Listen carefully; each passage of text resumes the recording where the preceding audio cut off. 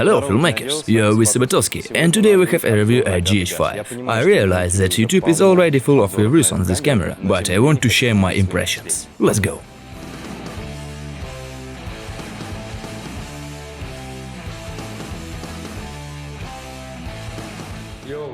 Yo, we're testing the GH5 today. And we're testing this, and we're testing this, and this, and this, and this. Together. Come on, Natasha. The first thing I want to say is that when you pick it up, it's not some plastic toy with AliExpress. It's not some plastic toy from AliExpress. It's a real weighty baby who gives you a good picture. They finally got rid of the flash. They added a normal joystick to the back panel, and with it for some reason they changed these two peanut things, which are getting a little bit worse, but in general ergonomics as in the past GH4. That's amazing. So all you have to do is take the camera out of the box, take it in your hands, and that's it. You can shoot it. Come on, don't hang. However, there are basically 20 buttons here, and they're all functional. You can set some of your own actions or settings on any of them. You have so many menu settings that you can spend more than an hour figuring out all these things. Plus, if you're a geek and a tech guy like me, it's a date for you. And even in the settings, there's a menu item where you can set all the settings that you really need.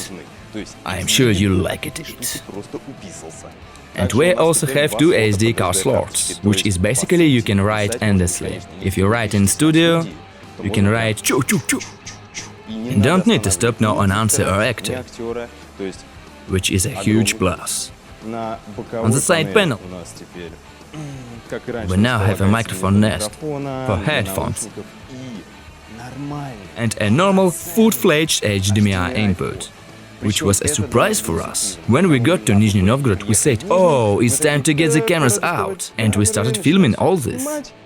And how do we plug in the director's monitor? We've built everything for GH4, and there's micro HDMI. And we said, oops, and ran to the store to buy a normal HDMI cable 1 meter. Very hard without playback. Also, there is USB Type-C. It's unfortunately not possible to fit the camera through it, so it starts to drop photos, install film raw. Surprisingly, in the 5th and in the 4th GH stands inside a nice inner audio preamble, so you can put a Rode on top and set the sound settings automatically. And the sound will be written very cool qualitatively. So when we were recording all the reportage stories, it was very cool. So, if you need professional use with microphones and all that, you can limit that. Remember how we are suffered when we filmed on Canon.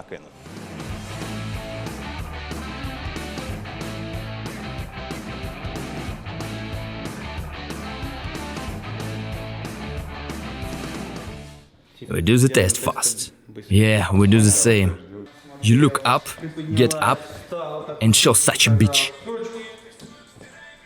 Give us a bitch, come on!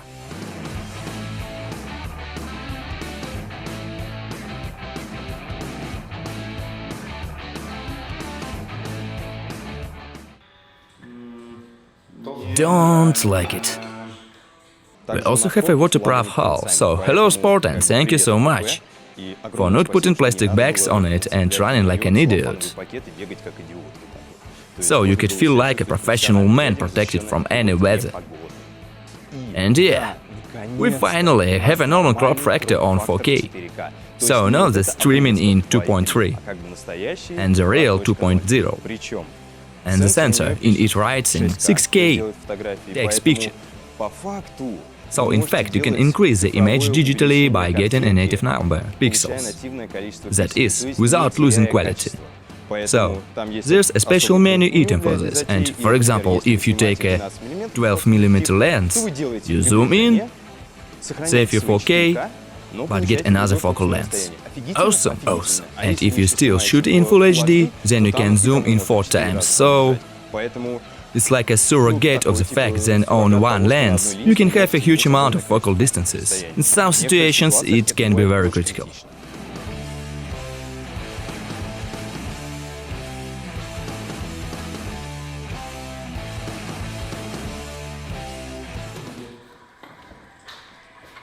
Can you twerk me? What? Twerk. What? You can twerk? Yeah. Come on.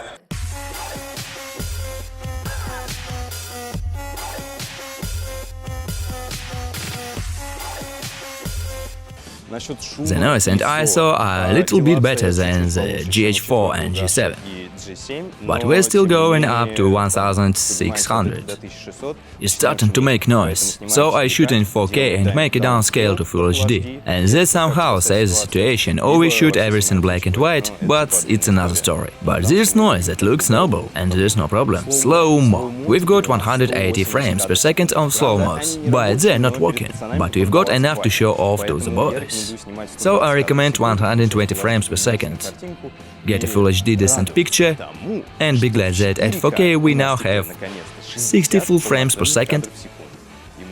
It cannot deny yourself anything, and you're gonna ask me, Vlad, what's about the internal stabilizer? It's awesome, because the GH5 has one of the best internal stabilizers, which I have used too. So we're shooting 100mm of Panasonic lens, 35-100, focus length 100, which is actually 200mm. And we take the picture of our hands on the train, and the picture is acceptable, so it's working. You can use it. You have a live breathing camera and everything's fine. From the hands of 200mm. The internal stabilizer is on the camera. I mean, the Sony is good, but it's not that good. Considering I don't have the most stable hands. But if you make long passes for a person, you don't have to shake too much with your hands, because the stabilizer will return to its original position and will be such a twitch. But even there, it still looks good. That's why I like the internal stabilizer in this scene. And the important point: use third-party lenses that are not Panasonic, not native. Remember to set the focal distance in the stabilizer settings, otherwise everything will be bad. Autofocus is not working here, so I don't recommend using it. For some simple purposes it will do, but for work moments I don't advise. We all twist our arms. Let's go! Run! You see me in my little black dress, lipstick red, my hair a mess, and we both know that this night is full of rage. Again. I also really like when they start comparing footages from GH5 and Red, because we now have 10 bits of 4K in 4:2 bane written by. The dynamic range and after the color grading, the image of the cut are really sometimes indistinguishable, because if in GH4 we all wrote 8 bits and 4:0, then here we get just a very big opportunity of the color grading. And much less artifacts when we shoot vlog, because on 8 bits and 150 megabits in a second it all began falling apart once you, for example, pointed a camera at the sky and everything were ruined. Plus, it's around the end of the summer. There should be a firmware that will allow us to shoot vlog for 100 megabits per second. Then the artifacts will be smaller, the picture will be more succulent, and everything will be better. And at the beginning of the journey, this little baby had a little problem that the material did not reproduce either in Premiere or Final Cut. When we shoot 10 bits, well, how to write 10 bits 4:2 per SD card? This is not the same to write on the RAW on SSD, so the codec has to be very hard. But now the patches are out and everything working fine. In Premiere, if your computer is lagging, you can just select all the files in the project, right mouse button, make a proxy, and it inside the Premiere makes proxy and again go back and forth. Very convenient. What profile can you shoot on this scene? We have 3 options: natural, SIND and vlog. If you don't want to bother with post at all, take the natural one, because it perfectly conveys skin colors and the saturation of the picture and everything else. There is a correct display of the colors, if you correctly set the balance white and don't miss the exposure. The next one is the SIND, an intermediate, something between a natural and vlog, which gives us some possibility. It's all on the color gradient to spin back and forth. When you color your skin, it can become the color of salmon. And the third option is the vlog, which completely reveals all the possibilities of this camera on the post and on the color gradient. But I suggest you write only 10 bits. We write 8 bits, we get artifacts and problems, so no way.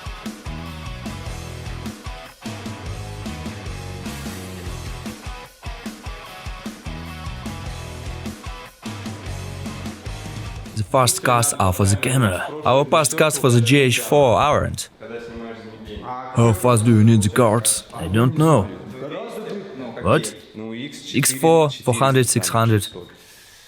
So you get to the store and you buy that came out in 2017 and everything will be fine. So again, the card is dead. In general, I want to talk about Panasonic as a firm. When you come to the exhibition and you come up to their stand and you start talking to them and you say, dudes, it would be cool to do less than 4K 60 frames per second. And they answered, yeah.